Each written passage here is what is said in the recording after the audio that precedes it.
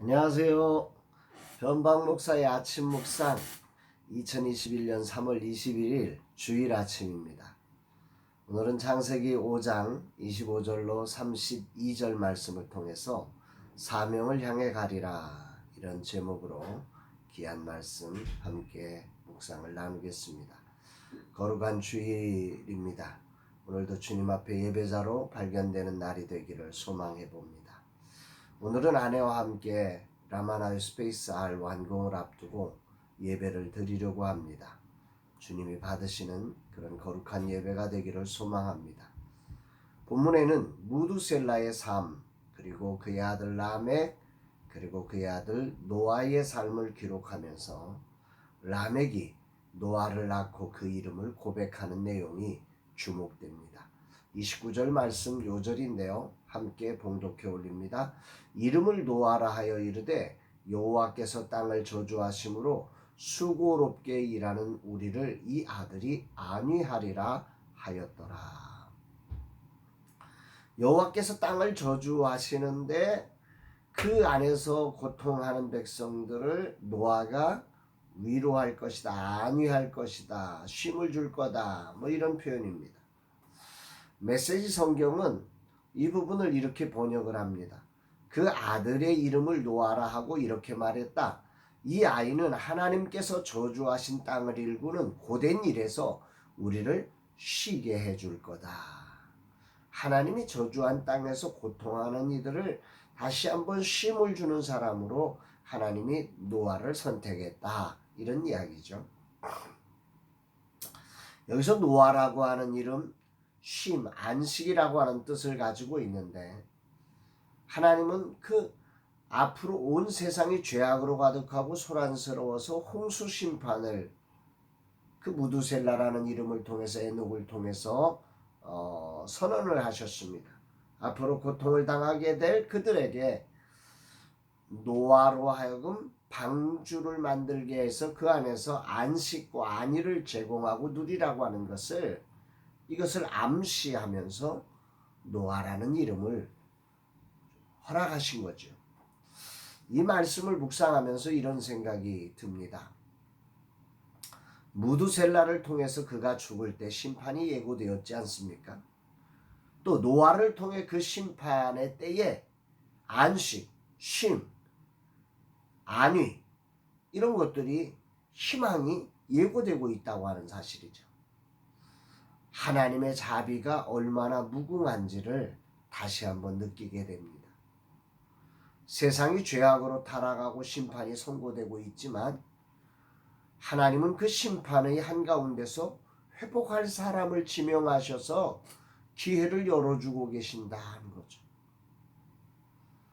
아니 조금 더 확장해 보면 하나님은 이 땅을 향해서 심판의 선고를 지속적으로 하셨고 그리고 한편으로 이제는 노아를 통해서 이제 회복의 은혜를 준비하고 계신다. 하나님의 사랑을 하나님의 목적 자체가 심판이 아니라 구원에 있음을 보게 하는 거죠. 에덴에서의 실패로 이미도 백성들은 심판을 겪었지 않습니까? 쫓겨났잖아요. 그런데 하나님은 다시 이들에게 기회를 주고 계신다고 하는 사실은 더 큰 은혜입니다. 한 번 기회를 줬는데 또 실패한 거잖아.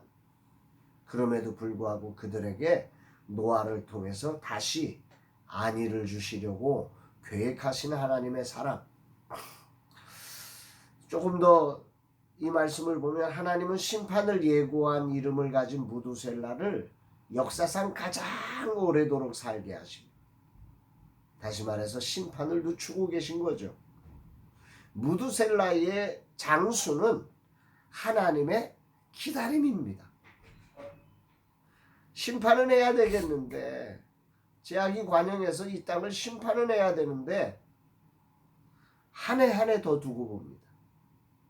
그러면서 노아를 보내서 방주를 예비하면서 그 희망의 때가 될 때까지 심판을 유보시키는 하나님의 사랑. 하나님은 구원이 목적이라는 사실을 분명하게 알 수 있는 거죠. 그렇게 보면 무두셀라가 가장 오래 산 이유는 구원의 방주를 준비할 시간 때문이라고 볼 수 있습니다.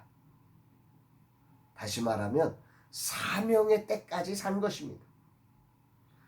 그는 죽음을 선포하기 위해서, 죽음을 재촉하기 위해서 심판을 선언하는 게 아니라 구원의 때를 준비하기 위해서 심판을 선포한 사람이기 때문에 그 구원의 때가 준비될 때까지 그는 살아 있어야 했다는 거죠.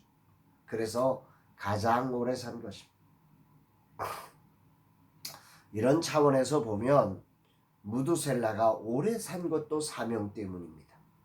또 900살을 살던 시대에 365세를 살고 하나님의 데려가심을 당한 에녹의 삶도 사명 때문에 그렇게 짧은 인생을 살았던 것입니다.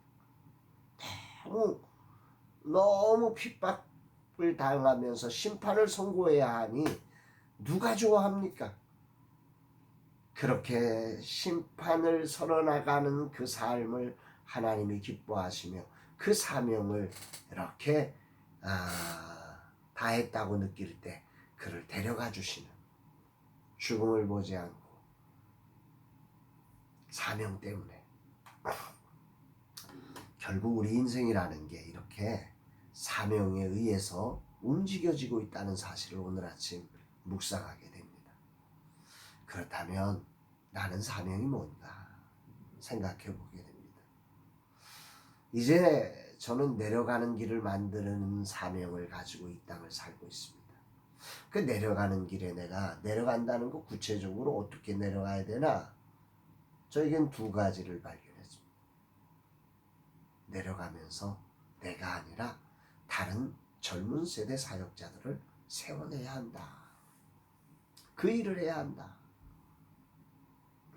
스페이스라 R이라는 공간 속에서 젊은 세대 사역자들이 마음껏 춤추도록 그분들의 은사, 재능, 사명이 이곳에서 마음껏 발휘되면서 다음 세대를 일으킬 수 있도록 하는 발판의 역할을 해야 한다는 거죠. 그것이 저의 첫 번째 사명이라고 생각합니다. 아울러서 두 번째 사명은 이들이 일어나 다음 세대를 일으켜야 하는데 교육 없이 다음 세대가 일어날 수가 없습니다. 그런데 이 다음 세대는 이미 완전히 이 핸드폰, 인공지능으로 일컬어지는 완전히 문화가 다른 세대입니다. 문화가 다른 세대를 살아가는 이들에게 맞는 교육적 대안이 준비되어 있어야 이들을 일으킬 거 아닙니까? 그냥 무작정 니들 알아서 해라 이렇게 말할 수는 없는 거죠. 그래서 이들을 향한 교육 대안을, 혁신적인 대안들을 제시해가는 이런 일의 부담과 사명을 느끼고 이 일을 하려고 하는 것입니다. 솔직히 이런 것들은 모두 재정과 연관된 일이라 쉽지 않습니다. 공간을 다 완성하기도 전에 벌써부터 재정의 압박이 들어오고 있습니다. 그런데 앞으로 이런 일들을 하려면 지금까지와는 완전히 다른 엄청난 재정이 소요되고 또 엄청난 일들이 벌어져야 하는 거죠. 과연 할 수 있을까? 솔직히 두려움이 몰려옵니다. 그냥 그렇게 가라는 압력이 몰려오기도 합니다. 그냥 남들처럼 그냥 살아. 그러나 오늘 말씀을 통해 분명하게 저는 깨닫습니다. 사명이 없는 인생, 의미 없는 인생입니다. 저는 사명을 붙잡고 위험하지만 그 길을 걷고 싶습니다. 주님이 내게 이런 사명을 주셨으니 그저 나는 이 길을 걸어가야 합니다. 힘이 들어도 가야 하고 힘이 빠져도 가야 합니다. 이것이 나를 부르시고 이 공간을 허락하신 하나님의 뜻이기 때문입니다. 주님이 힘이심을 믿고 나는 위험하지만 두렵지만 지금보다 훨씬 더 힘들겠지만 등산할 때 올라가는 길보다 내려가는 길이 더 힘들듯이 분명 더 위험하고 힘들겠지만 나는 이 길을 가렵니다. 무두셀라로 그의 죽음으로 심판이 오게 하시며 에녹으로 하나님과 동행하며 그 일을 선포하다가 하나님의 데려가심을 경험하게 하신 하나님.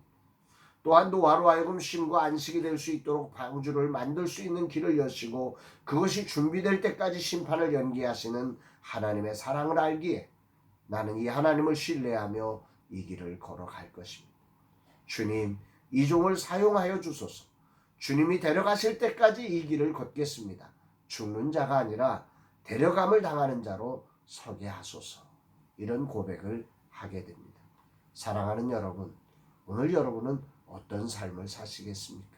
거룩한 주일 하나님을 예배하며 여러분들에게 주어진 사명자의 삶을 겸손히 걸어가는 그런 복된 인생의 삶 되시기를 주의 이름으로 축복합니다. 사랑합니다, 여러분.